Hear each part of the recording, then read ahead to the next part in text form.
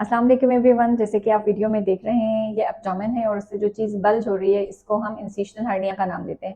इंसिशनल hernia वो hernia होता है जो पुरानी सर्जरी या चीरा की जगह पे बनता है। इस खातून का 4 साल पहले सी सेक्शन हुआ था और ये उसी चीरे की जगह पे हर्निया बन गया है।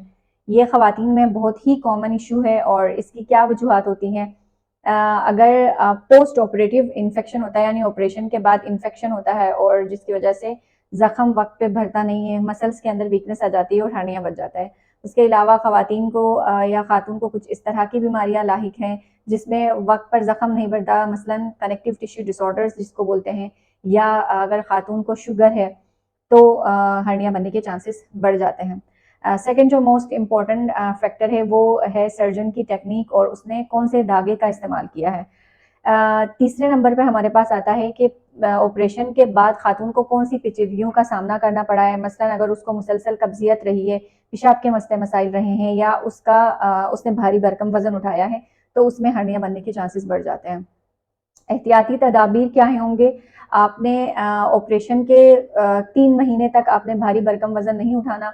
आपने कोशिश करना है कि आपने खुद का वजन कम करना है और अगर आपका वजन कम है तो उसको आपने भरने नहीं देना है। उसके अलावा आपने क्वालिफाइड सर्जन का इंतखाब करना है और जो मल्टी वाइटामिन मेडिकेशंस होती हैं जिसके अंदर विटामिन ए, सी, ई और जिंक मौजूद होता है, आपने उनका इस्तेमाल ज़्यादा करना है। अगर आपने मेरे चैनल को अभी तक सब्सक्राइब नहीं किया तो kindly subscribe and press the bell icon ताकि आपको इस तरह की इंफॉर्मेटिव वीडियोस मिलती रहें।